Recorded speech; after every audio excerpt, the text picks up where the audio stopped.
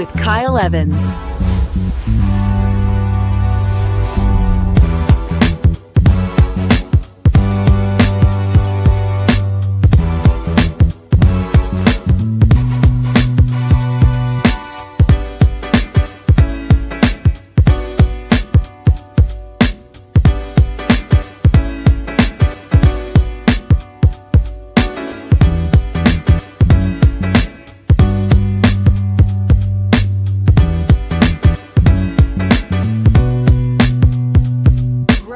Kyle Evans.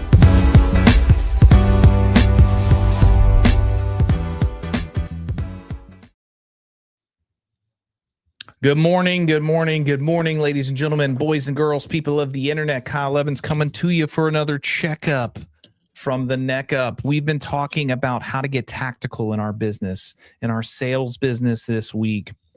Today, we're going to talk about objections and reframes.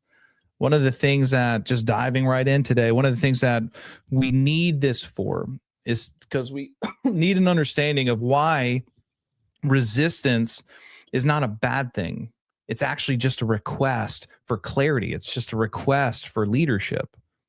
Most salespeople, including myself, hear an objection and we feel rejection.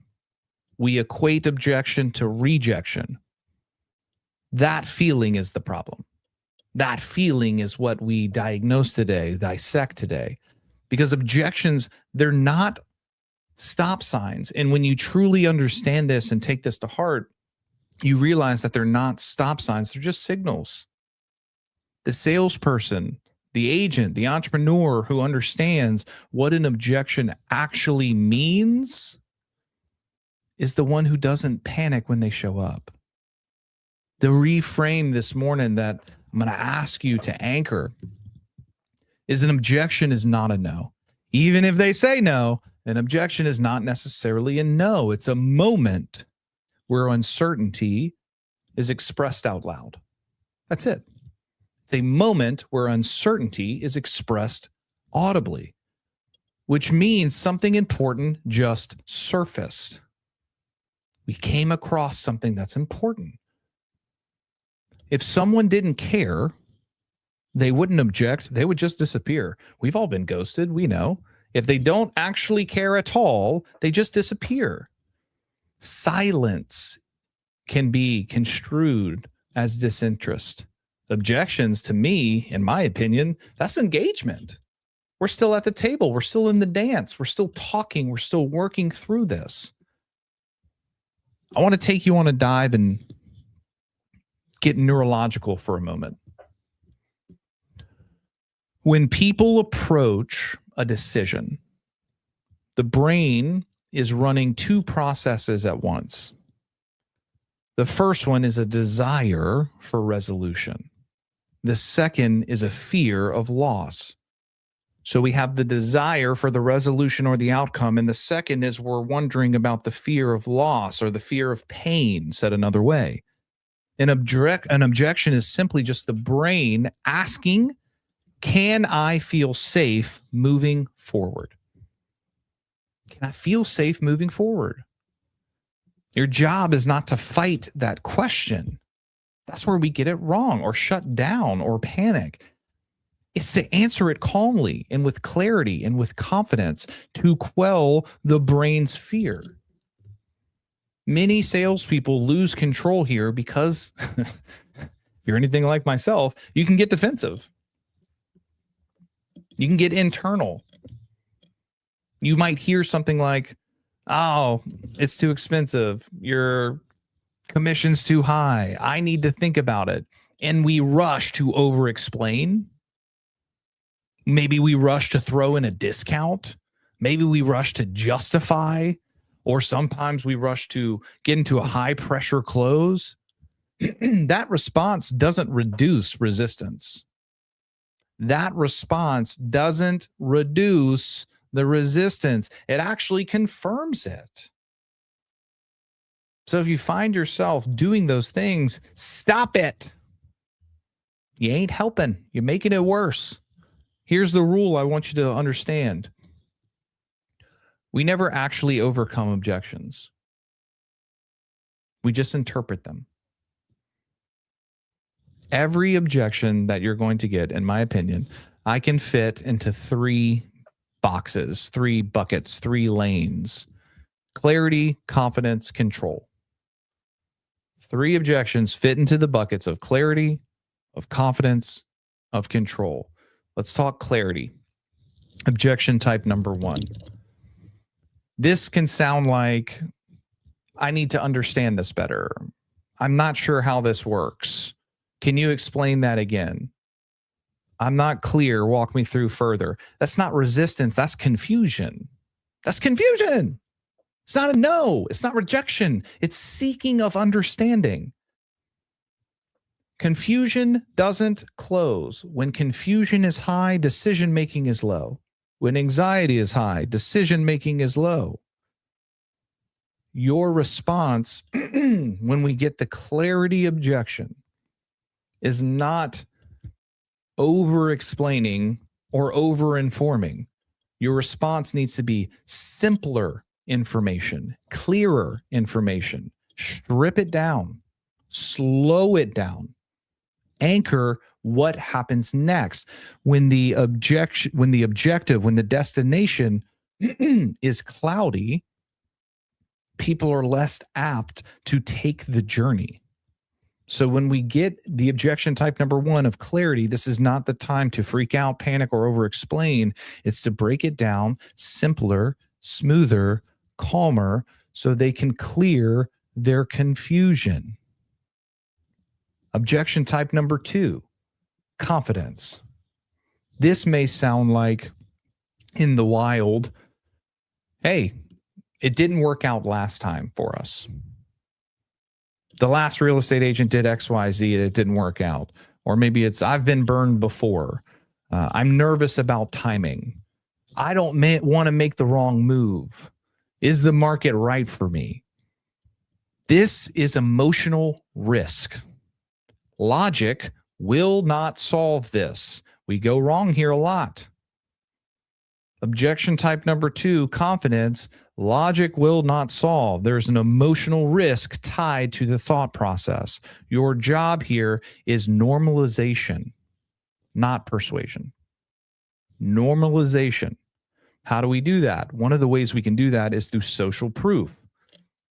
Most people feel the way that you feel at this point. Totally understandable. Many people have felt that way. A lot of my past clients have felt that way. You're not wrong for being cautious. You need to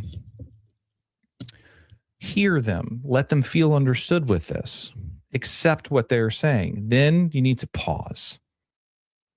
Confidence grows when people feel understood. You need to hear their concerns and not rush this. This is a key part when it comes to the confidence objection. This is not a rush through segment. The third one, control. And this is another objection that we see a lot. This may sound something like, I've got to talk to my spouse about it. I've got to talk to my parents about it. I need to think about it. Let's wait and see. That's not a delay. It's a fear of commitment. It's a fear of commitment. High pressure will push this further away. High pressure will push this further away. Control objections require structure, not force. It requires getting clear on steps, procedures, systems, so they can understand it. I want you to acknowledge what the person is saying so they feel understood. I want you to normalize it and then redirect it in a positive way. Where people go wrong is they start to argue or they start to convince. Again, over-explain. We need to redirect this. Let's say the conversation or the objection is, it's too expensive, Kyle. Number 1, acknowledge. Hey, Frank, I hear that. Normalize. Most people feel that way before they've decided. It's too expensive, Kyle. Hey, I hear that. Most people feel that way before they've decided. Now we're going to redirect. Help me understand which part feels heavy? Help me understand which part feels so expensive. Price is rarely the problem here, ladies and gentlemen. Uncertainty is. What if it's something like, I need to think about that? We're going to acknowledge it. That makes sense. Normalize it. This is a big decision. We're going to redirect it. What part do you feel unsure about right now? I need to think about this. Hey, that makes sense. Most people need to think because this is a big decision. Let's clear this up. Which part do you feel unsure about right now? Thinking is not the objection. Avoidance is. Lack of commitment is. Maybe it's, I want to talk to my spouse. Hey, of course. That's a smart move. Let's redirect. What do you think they would want clarity on? What do you think they would want clarity on? What we're doing is we're collaborating now. We're not waiting. We're being active in the pursuit of bringing clarity to both parties. We're having them author potential gaps, potential confusion, potential pitfalls. We can't fix, we can't help, we can't redirect what's not authored. So we've got to slow down and ask the questions. Hey, I want to talk to my spouse. Of course, that's a smart move. What do you think they'll want clarity on? Here's the mistake that I desire you guys to avoid. Don't stack reframes. Don't stack reframe on reframe on reframe. What do we call it? Run-on sentences, right? Don't keep talking. Don't say blah, blah, blah, where blah will do. One response, then silence.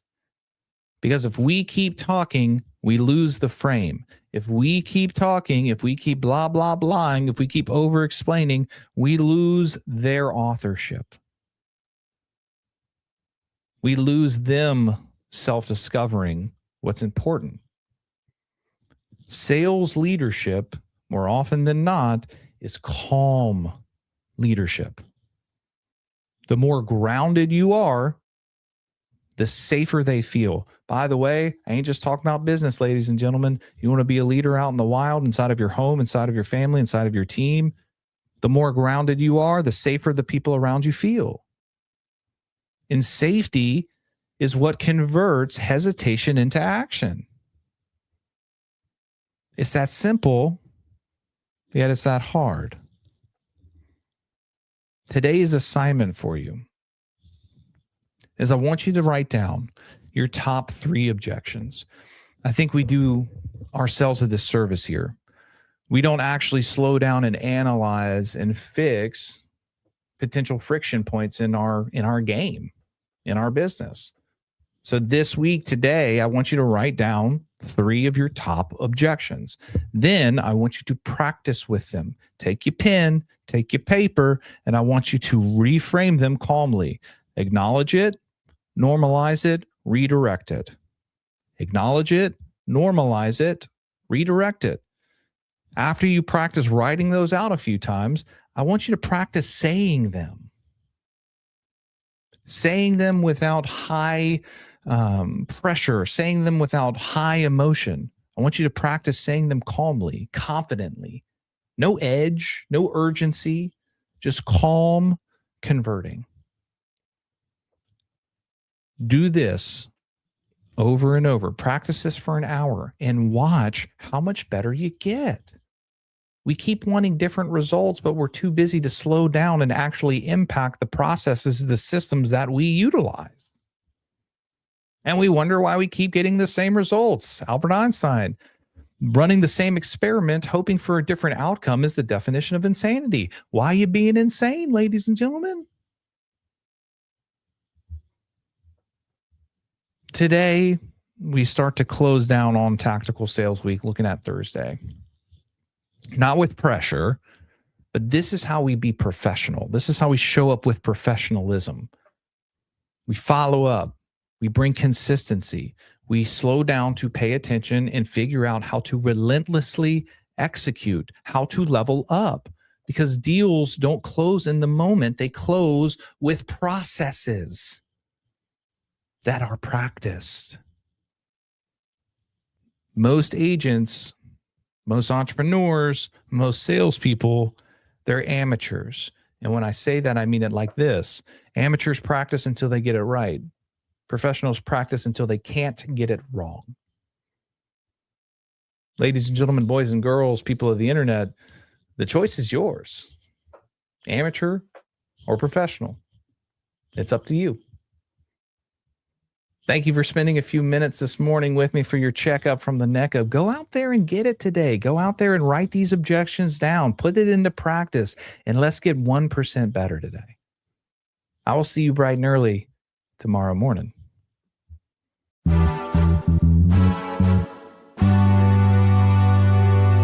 Grow with Kyle Evans.